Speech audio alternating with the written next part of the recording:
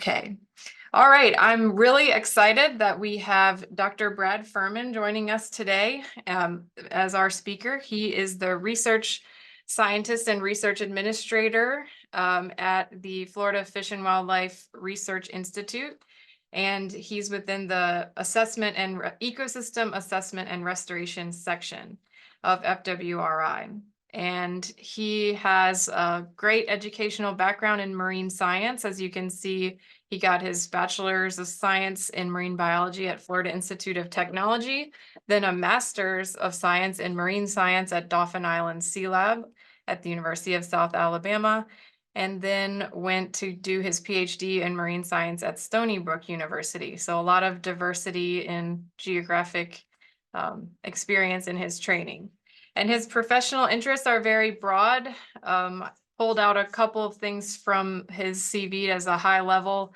Seagrass macroalgae and freshwater seagrass ecology monitoring and management, coastal habitat restoration, and community ecology. And Brad considers himself a benthic ecologist with broad interests, and he's published at least 46 papers in his career that has included experience across academic, government, and private sectors. So we're really lucky to have Brad as a speaker today, and I'm going to stop my screen share and hand it over to you. Well, hey, thanks for the introduction. I'm really happy to be here and excited to talk to you today about some of the work we've done in Florida Bay, if I can figure out how to share screen. All right, so can I assume everybody can see the slides? Great, yep. All right, perfect. All right, so I'm going to talk to you about some of the work we've done in Florida Bay, walk you through what we've learned from tracking a couple cycles now of die-off and recovery of the dominant climax seagrass species in the system, Thalassia testudinum, and then talk briefly, pontificate a little bit about the potential for sexual recruitment to play a role in recovery for two seagrass species, for Thalassia and an early colonizer, Halduli radii. But if I want to talk to you about Florida Bay, I first have to talk to you about the Everglades. And for those of you on the call who may work in the Everglades system or on Everglades restoration, you know how vast and complex and dense that topic is. So you may have to hold your nose for the next couple of slides. I'm going to kind of skip across the surface as I try to relate changes in the hydrology of that system to the risk and propensity for hypersalinity in Florida Bay and how that relates to these major mortality events. So in a pristine condition, the Everglades, which occupies much of the lower peninsula here in Florida, would begin up in the chain of lakes around Orlando. Water would move down a meandering Kissimmee River into Lake Okeechobee, which would periodically, and especially in wet years, overflow its southern banks and feed into that river of grass that Marjorie Stoneman Douglas made so famous, and then into the ridge and slough system, and in time sheet flows into Florida Bay, the Gulf of Mexico, and Biscayne Bay. But of course, the system looks much different now. We've crisscrossed it with a series of roads. We've diked Lake Okeechobee. We shunt water east and west into the St. Lucie and Caloosahatchee estuaries. We've built out a quarter of the previous area for high density suburban and urban development. We've set aside about the same amount for agricultural use. And the natural components that are left many of them are fortunately protected by a series of parks and preserves, including Everglades National Park at the bottom, inside which Florida Bay sits there at the end of the peninsula. And so Everglades restoration, that multi-billion-dollar effort to sort of replumb the Everglades, of course can't recover that initial pristine hydrology. That ship has sort of sailed, but it can, through a series of construction projects and water management, recover as much of those original flows as is possible. So the original flows being on the left here in the picture, I don't know if you can see my arrow. So the current state of events in the middle, and then sort of SERP goals for recovery of water into Everglades National Park and down into Florida Bay. And that's important because for the recent time period, modern era, Florida Bay is operated much like a negative estuary, where salinity in the system is driven primarily by direct rainfall into Florida Bay. And the principal nutrient source remains the Gulf of Mexico. And that works well and fine in average and wet years, but in drought years, the system is prone to hypersalinity events. And that's exacerbated by the geomorphology of Florida Bay itself. So here you have a reticulated network of mud banks that are nearly exposed at low tide, and that partition the system into a series of basins, 50 or more, depending upon where you draw boundaries. And here you can see a volume transport diagram from Lee et al. In 2016. And I'll draw your attention to the middle here, so west central Florida Bay, very little connectivity. And so these basins can adjacent basins can have very different water quality conditions and different benthic communities that result from that. And that exacerbates sort of hypersalinity events when they occur. Very little flushing, microtidal conditions in that part of the system. And of course, Florida Bay is home to an expansive series of seagrass meadows, the largest continuous seagrass meadow in one of them in North America. So hundreds of thousands of acres of predominantly Thalassia dominated seagrass communities. So here you see Thalassia. Mixed in is Syringodium filiforme and Haliduli wrightii. And they exist as discrete patches, as mixed meadows, and as a true understory, which isn't unique to Florida Bay, but is certainly rare in estuaries around Florida to have such a dense canopy of Thalassia with a rich understory of seagrass and macroalgal species. A wonderful place to work. But we have noted a few die-off events. So I think in the literature, there's good evidence that one of these events occurred in the mid-70s as it related to a drought. But the first well-documented event, the one that really shocked the South Florida community and woke the science community up to potential issues in Florida Bay, occurred in 1987. And this was a clear water event, which makes it different than mortality events that occur in estuaries elsewhere in Florida, which tend to be sort of light limitation driven, suspended sediments and algal blooms. But in Florida Bay in 87, it was clear and calm. It was noted to be extremely warm and low wind speed, so it was a stratified sort of event. And it was the beginning of what would be a multi-year drought. So it was a multi-year mortality event extending from 87 to 91. It affected predominantly Thalassia meadows, especially the densest portions of the meadows, implying sort of a density or biomass component to it. And in all, it affected roughly 23,000 acres. 1.5 times the size of Manhattan. And here are some pictures from that time, and I'll draw your attention to Rankin in 89. Down here, you see some of this green remnant patch here, and that could be alive, but as Jay Zeman said at the time, there was a lot of standing dead. So the mortality happened so fast that the short shoot apical, short shoot meristematic tissue dies, and before the leaves etiolate or fall off. And so if you just give those shoots a pluck, they'll come apart with a little sulfitic bubble. And these images you'll see them again from the recurrent event. They look very similar in 2015. So it's difficult to map die-off from the air. It occurs at all sort of spatial scales of patchiness, and I'll show some pictures in a moment. But folks did a remarkable effort to try to map the 87 event. And here you see a figure from Rob Lee et al. In 91, sort of the best map from the time. And the yellow polygons show you the severely affected areas, but die-off probably existed everywhere inside the dotted polygonal polygon there.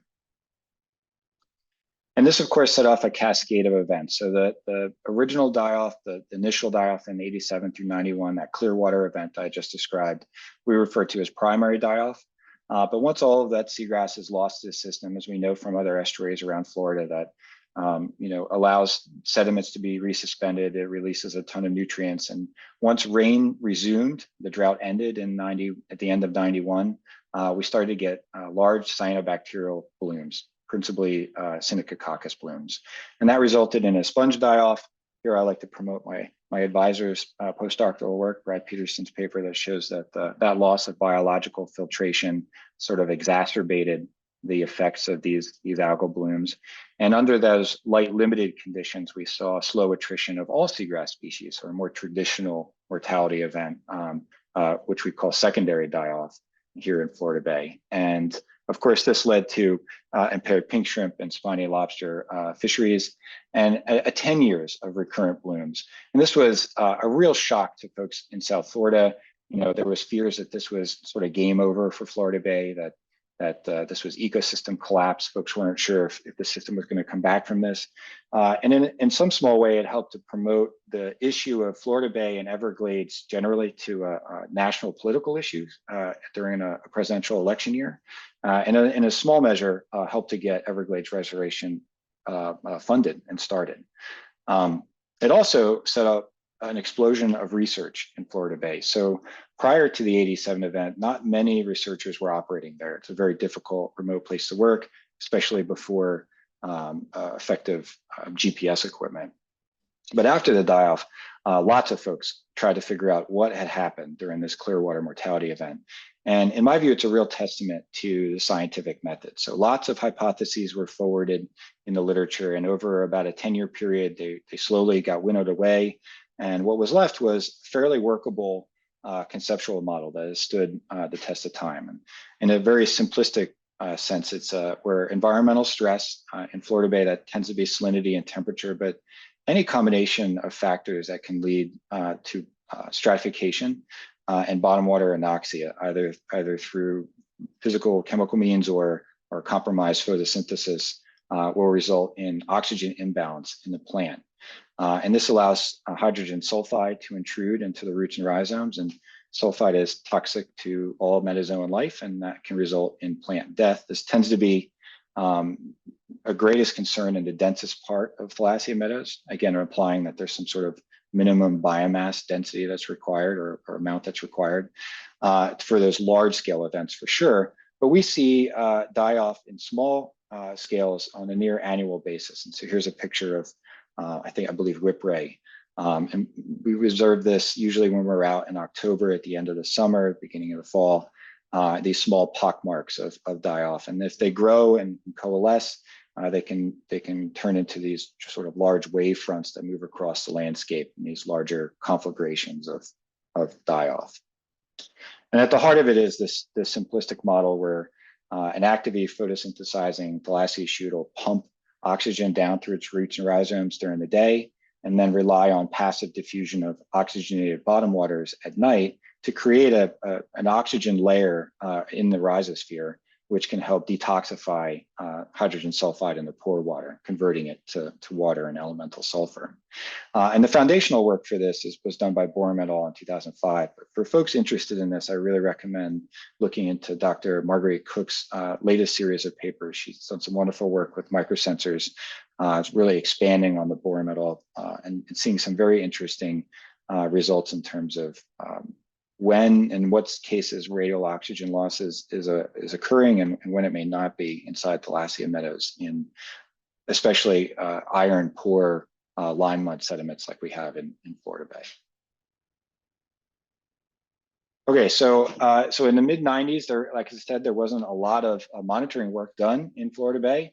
But there was a real need to understand what was happening in the system. And so here I have to credit my predecessors, Drs. Penny Hall and Mike Duraco, for beginning what we call FHAP, the Florida Bay Fisheries Habitat Assessment Program.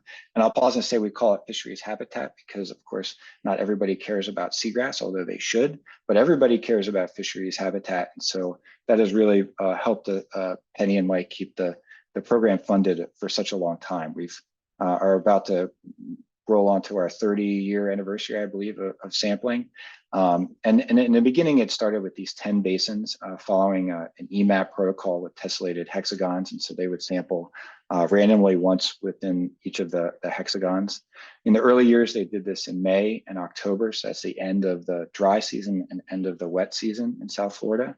And now we kind of just do the spatial sampling in May. Today, I should say that I've taken over for Penny here at FWRI, and Dr. Jesse Jarvis has taken over for Mike DeRocco, who retired from UNCW.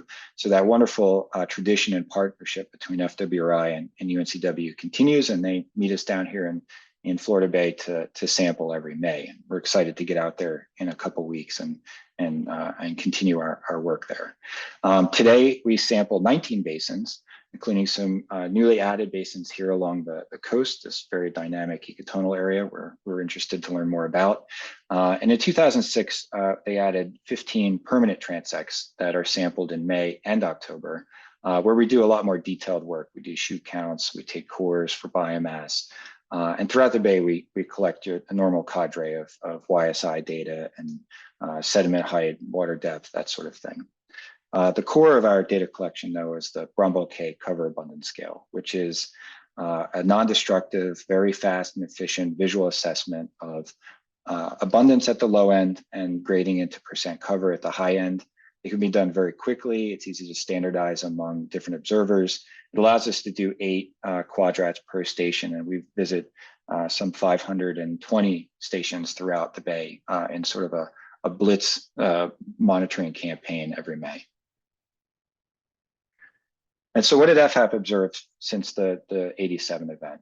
Here you can see a sort of a pictorial description of pre-die-off conditions, so that clear water die-off event, the initiation of algal blooms, transition to more of a mixed meadow assemblage as we sort of backed away from the climax species as dominant in parts of Florida Bay. But then, once the algal blooms abated in the late 90s and early 2000s, for reasons that actually aren't that entirely clear to me, the system responded rapidly to the absence of algal blooms, and the recovery of Thalassia occurred relatively quickly in sort of a 5 to 10 year time frame. And here I'm showing 2 time series plots of the 3 seagrass species in Rankin Lake and Johnson Key Basin. These are 2 areas that were hit relatively hard by the 87 event. And what you see there is what we would call textbook seagrass, subtropical seagrass succession, right? Where Haliduli comes in, it's replaced by Syringodium in places, particularly in the west and east part of Florida Bay. Syringodium can be found and in any abundance, and then slowly replaced by Thalassia over time. And then, I should go back and say that in the late 2000s, early 2010s, Penny Hall used to say at meetings that the system had recovered to a point where a new round of die-off could happen, that Thalassia was dense enough in West Central Florida Bay that if another hypersalinity event occurred, a die-off was possible. And in 2015, she would prove to be right. So here's a picture of us in Florida Bay in May of 2015, which was my first full FHAP here with FWC. This is May, and this is the same basin in July. So just an evaporation, an explosion, a mortality event around West Central Florida Bay, which we documented in a short note in 2016. And we know that the system was in a drought condition as early as 2014. And here I'm showing some temperature and salinity data from a continuous monitoring platform maintained by the Park Service in Bowie Key, so right in that epicenter of die-off.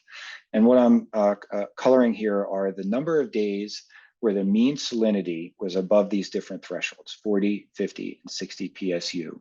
The blue bars represent the wet season and the white bars the dry season. And what should strike you first is that the system on many years is actually poised for a hypersalinity event at the end of the dry season. And it really relies on early tropical rain events to stave that march towards hypersalinity off. And we did not get that in 2015, and salinities rose past 60 and with observations in the 70s. And that's when park biologists started to report fish kills in Florida Bay. And these were toadfish and pinfish fish kills, so pretty hardy species. By the time they are going belly up, conditions are pretty bad in the system. Now, the black line you see there, that's temperature. Nothing really should jump out. We know that Florida Bay is getting warmer, as many estuaries are over the last decade, but there wasn't anything particularly anomalous about 2015. But I'd like to point out that Florida Bay is always thermally stressful to seagrasses in the summer months. And so here's a movie of a hobo array that we had out in Rankin. lake. And what I want to draw your attention to are the flashes of red on especially the bank tops here at the periphery. And that happens when low tide occurs midday. But as the summer moves on, the whole basin can become extremely hot and stressful to seagrasses. And I'm reminded of the news reports last year of high temperatures in Florida Bay. So I suspect that marine heat waves will be a common feature of the system as time moves forward. So now temperature and salinity contribute to low oxygen solubility. We often think about temperature in that regard, but that's because we don't work in systems often that salinities get to 50, 60, and 70. But salinity does contribute to low oxygen solubility, and this is what those isotherms look like. If what I'm plotting here are all of the platform data for the Park Service for their entire period of record, and then I'm highlighting those from buoy key during the die-off here in teal. And what you can see is just how low oxygen solubility was during this event. So 5.5 milligrams of oxygen per liter. And that's before the first sort of microbe has taken its first breath. And so bottom water throughout the system, particularly in that west central part of the bay, was surely anoxic for extended periods of time. We know this from a variety of sources, not the least of which is the reports from park biologists about what they called yellow fog. And here's a picture of that. So this is really hot, dense, briny, sulfidic soup that was moving through the cuts and channels of Florida Bay and sitting on seagrass beds for extended periods of time. We presume it's a mix of sulfur metabolizing bacteria and elemental sulfur. Certainly could smell hydrogen sulfide while we were there. By the time we got there in July, though, these pools were mostly restricted to depressional areas in the landscape. And here is a video of me placing a GoPro into one of these pools.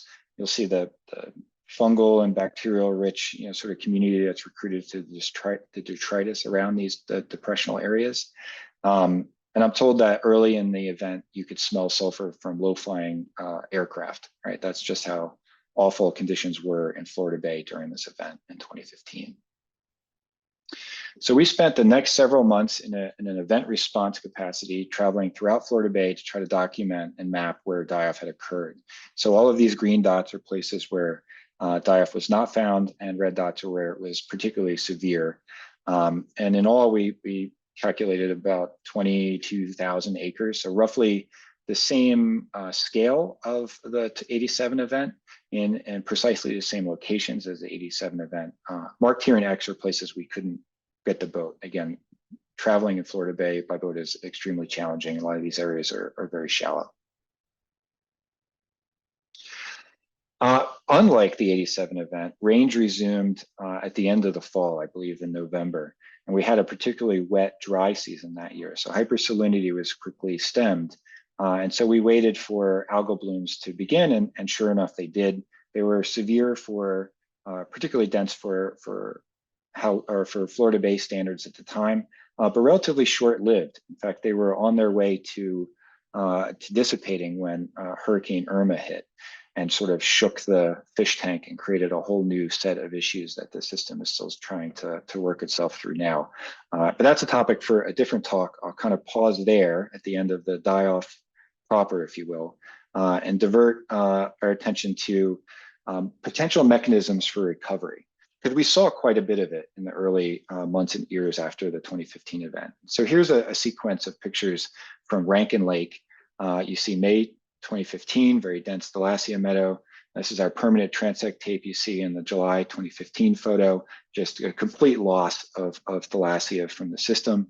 But by May of the next year, there was plenty of recruitment of haliduli, lots of Batophyra you see here in the lower right-hand portion of that picture. And by May 2017, it was really a lush haliduli meadow. In fact, if you had been there and not known of the catastrophe that occurred just a couple of years before, you would think this is a pretty great seagrass bed. And I got folks thinking about where the hell all this haliduli come from, right? And so Dr. Judd Kenworthy asked us whether any of it might be coming from seed. And none of us had really thought much about haliduli seeds, but we went and pulled a few cores, and in nearly all of them, we found haliduli seeds, which was a real surprise to us. I think the last one I had seen was in a site in Mississippi, many years before.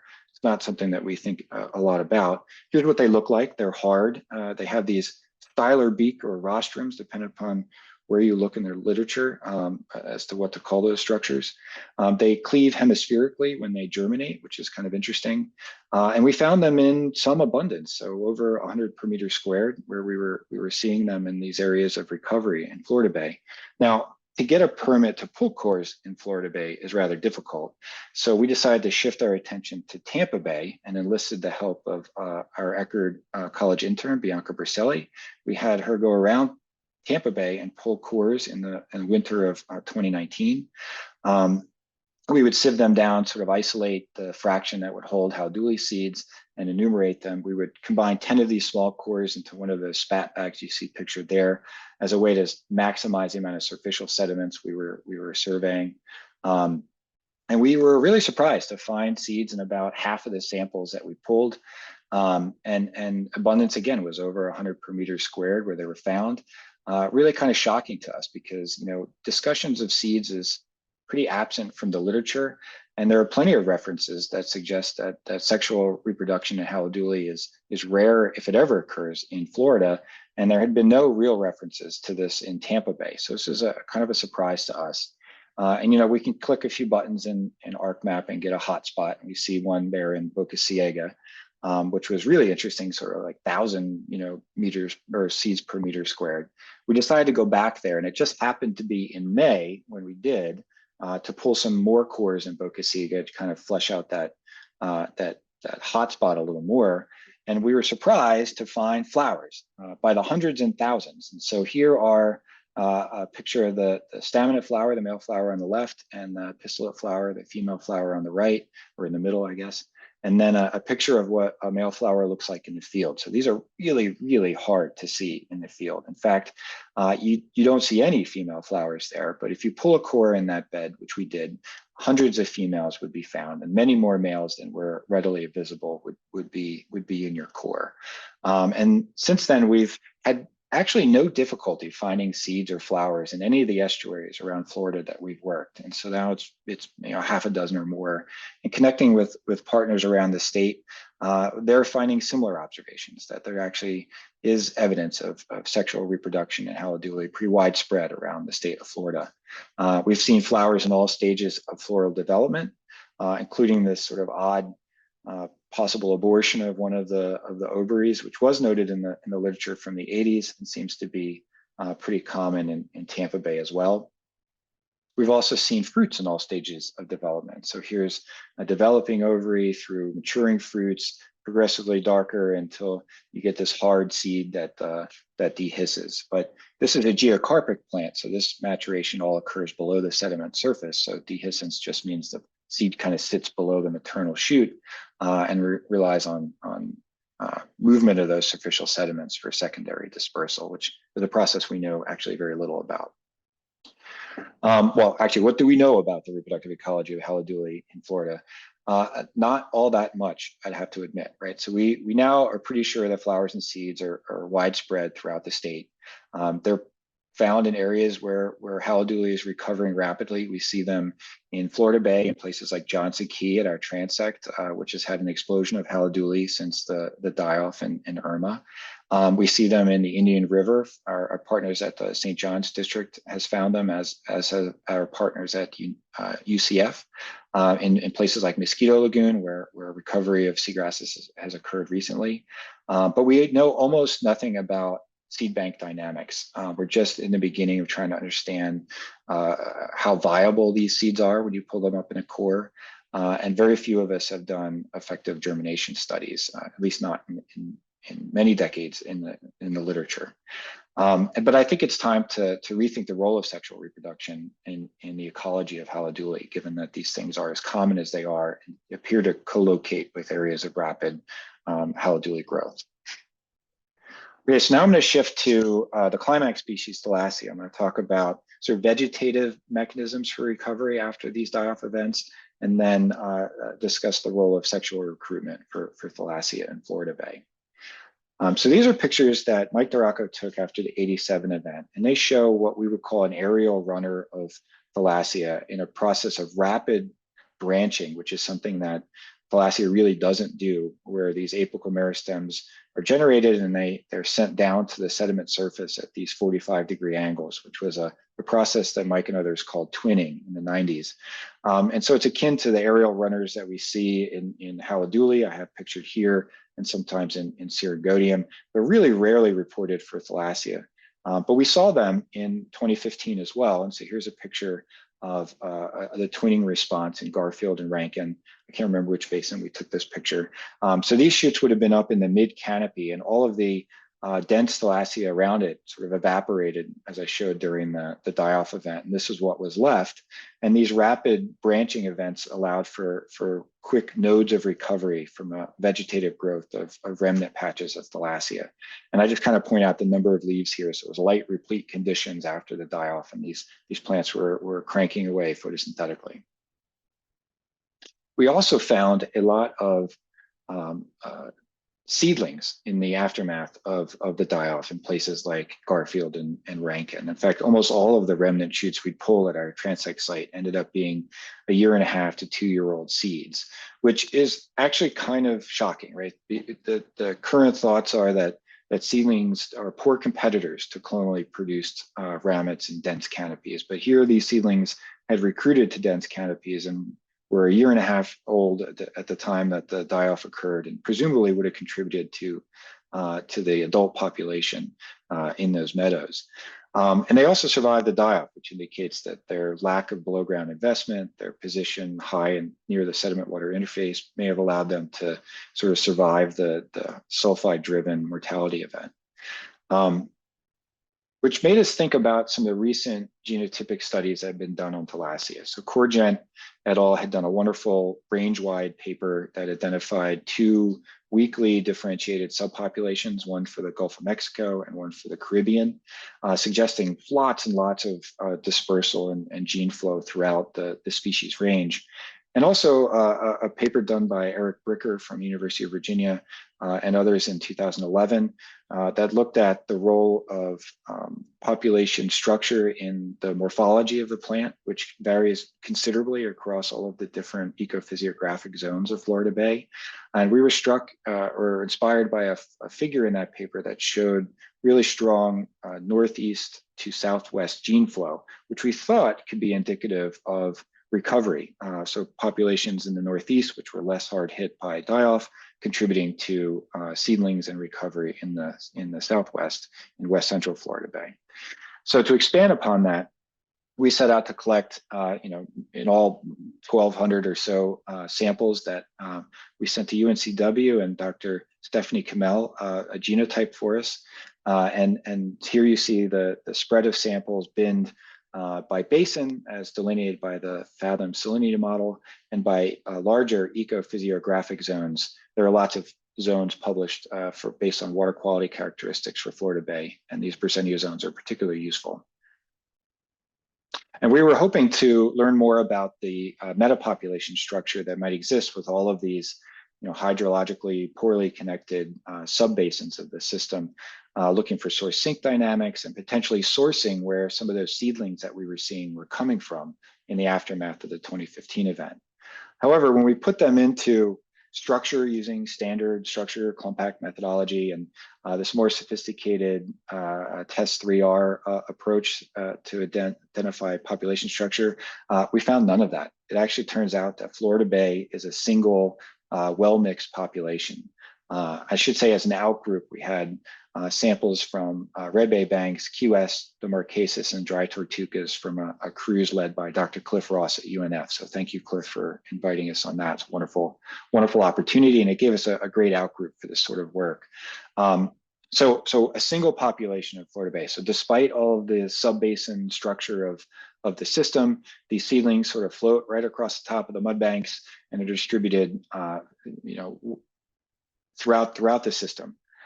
When we put the data into a migration, our gene flow model using div migrate, which uses the GST statistic, we saw a lot of connectivity, bidirectional connectivity, particularly in the West Central Florida Bay. So here, those Bersenio zones again, And the original model included the outgroup. What I've done is crop just the Florida Bay zones for this figure. And the size and the color of the arrow denote the degree of connectivity between those compartments, the degree of gene flow, migration, the M statistic between those compartments. And you'll see that the West Central Florida Bay has the most connectivity, which was actually really interesting to us because we had just published a paper that looked at flowering intensity and reproductive effort throughout Florida Bay.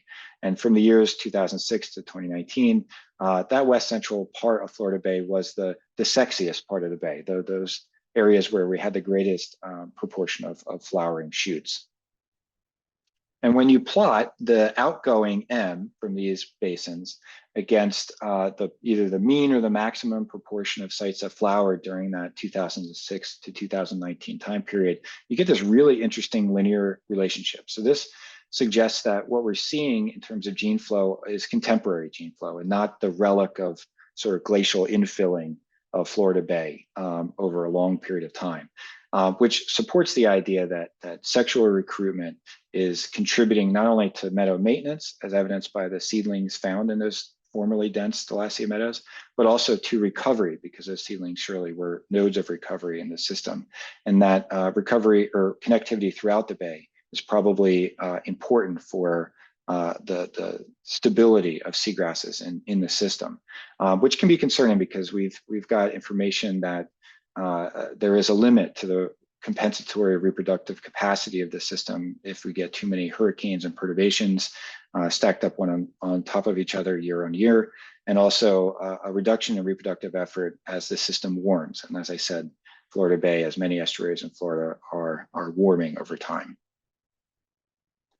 So in conclusion, I think I've walked you through what is now two major events of sulfide-driven die-off in Florida Bay, initiated by hypersalinity events, causing oxygen imbalance in the plant, and sulfide intrusion, which kills the meristematic tissue. I've described to you that it occurs at some scale almost every year, but these large-scale events seem to be spaced many years apart as biomass accumulates in the system, and that recovery, once the algal blooms abate, can occur in 5 to 10 years, which scales with or squares with estimates of recovery of Thalassia for much smaller sort of mitigation and restoration efforts. And so it's interesting to see that be the case over the scale of tens of thousands of acres. I think I've shown you the importance of a long-term monitoring program for quantifying those status and trends. And especially in an event response capacity, we're out there after hurricanes, after die-off events to try to understand and document those occurrences. And we're an important part of the public conversation. So South Florida is a politically charged, environmentally conscious part of the state, and we're often called upon to be a quantitative backstop to public conversation. An example is after Hurricane Irma, there were lots of news reports of the collapse of Florida Bay, but we were able to go out and compare our post-storm surveys to our ecological historical context and sort of allay public fears in the aftermath of that event. And I hope I've piqued your interest in the role reproductive ecology may be playing in the recovery of Florida Bay and potentially elsewhere in Florida with regard to sexual recruitment in Thalassia and Haliduli. It's an understudied topic. It probably deserves more attention, and I think we all might need to partner up with our neighborhood geneticists like Dr. Laura Reynolds here in the audience to help us better understand population structure of seagrasses. And I think these all have implications for our expectations for places like Indian River Lagoon, and also how best to approach and go about nursery-based restoration, which is becoming more and more popular in the state as needs increase. And with that, I will try to stop sharing my screen and take any questions. All right, awesome. Well, thank you. Yeah, so folks, if you have questions, feel free to put them in the chat or also unmute and ask them. And sometimes it takes people to get time to type their questions out in the chat. So I can start out with kind of a simple question. Do we know how long Haliduli seeds can live in the sediments and be viable? Well, in the literature, so there was a spate of papers on this topic in the 80s and early 90s, I believe. And I think Macmillan was the one who put that clock at like 4 years, I believe. But those are under laboratory conditions. So I don't know that we know in situ what the longevity of a seed bank is for Haliduli. I love seeing all those pictures.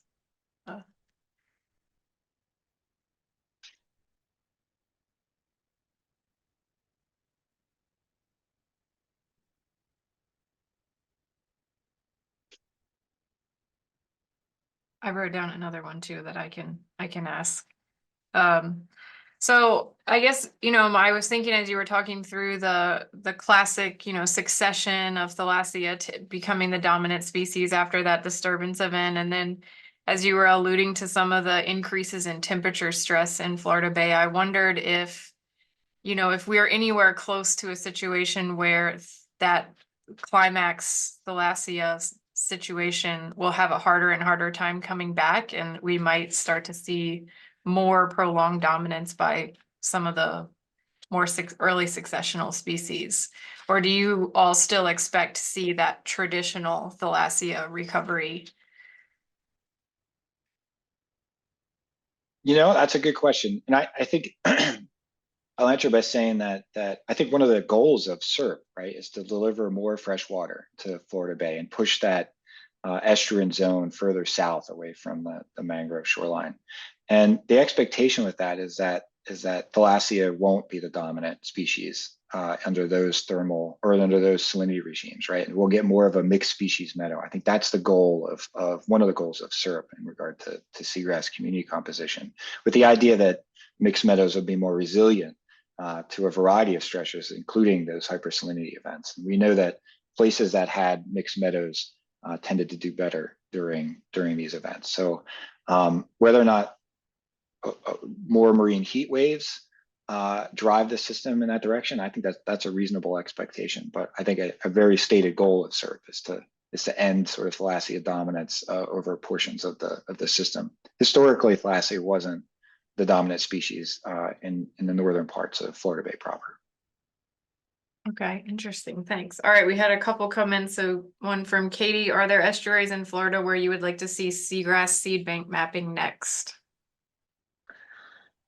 Well, I think yes, everywhere, right? So I don't know what I think we need to learn a lot more about what seed bank dynamics are and how that relates to stability and recruitment in Haliduli. But as a first cut, we need to know where the seeds are, right? And then a place like Indian River Lagoon to me would be a prime candidate to really understand where a seed bank might exist, right? Because then we can go to those places and look to see whether viability would help in recovery. Should we be investing, resources, planting seagrasses in places with viable seed banks? Maybe not if we knew that the seed banks were sufficient to jumpstart recovery. But first, we need to know where they're at, and I think that's the first challenge.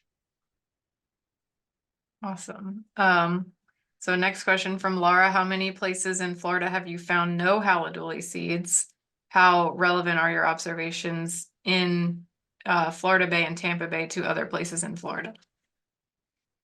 So we found seeds in the Panhandle. We found seeds in Charlotte Harbor. We found seeds, like I said, in Tampa. Our partners have found them in Perdido and a number of estuaries on the Panhandle. Dr. Reynolds and Lauren Hall and others have found seeds in the Indian River. I think it's fair to say they're certainly more widespread than previously thought, or at least recently thought. I don't know that I'm aware of an estuary where no seeds have been found, although that would be an interesting exercise. All right. And then from Galen, can you remind me of the drivers that cause the initial perturbation that destabilizes seagrass's initial salinity or temperature? Are you seeing nutrient-driven stress through blooms of cestonic or epiphytic algae? In Florida Bay? I think so, yeah. Yeah, no, that's also an interesting question. So the 87 event seemed to be kicked off by stratification. And it was a warm, calm year by the descriptions of those that were there. It then morphed into a multi-year drought where hypersalinity took off, right? And there's some great maps by Furman and others that show that bullseye zone of hypersalinity. The 2015 event, I think, was driven by hypersalinity. We were a year and a half into drought. I think my takeaway from that is that the meteorological setup and the climatic setup can be different as long as we arrive at a condition of oxygen imbalance in the plant. And so there's probably a number of ways the system can get there. You asked whether there was a nutrient component. After the die-off, there's certainly a nutrient component as the nutrients are released from the detrital material and sediment resuspension and flux from the sediments that certainly fuel cyanobacterial blooms. Epiphytic blooms in Florida Bay, or epiphytes in Florida Bay, in my view, or at least in my set of observations, are a lot less than other parts of Florida. So I don't perceive a strong nutrient component to this system, other than in fueling some of the cyanobacterial blooms. And the next one from Kate is there any literature on the seeds as an indication of health? Well, I don't know. So that, to me, that sounds like an interesting question of whether or not reproduction is a stress response or not. And you often hear that sexual reproduction in seagrass is discussed in those terms. I mean, we know that Zostera, in stressful environments reproduces at a much more greater rate. But we also know that the carbon demands on fruit maturation for Thalassia are pretty extensive. So, to me, it's a sign of the capacity of the plant to be able to allocate carbon to those resources. So I think whether that's a false dichotomy or not, there's certainly a role for both ends of the spectrum in understanding the reproductive ecology of seagrasses. Awesome. Yeah, and I think the last one is, have you found changes in seagrass species as water temperatures have increased? No, but that's a really hot topic, right? I think there's a renewed interest in trying to understand what the thermal limits are in South Florida, or in subtropical seagrasses. And I think that Haliduli is a great species to focus on to try to understand how that species is going to respond to these marine heat waves. And the driver of change may be increased instances of hypoxia, right? So, but I think this is an open area of research that we need to try to think about. Awesome. And Jim, I saw that you sent a Q&A asking if we saw your question, and we did not. So if you're able to unmute and ask it or type it in the chat really quick, we can try to address that. But I think we got all the ones that are currently in the chat.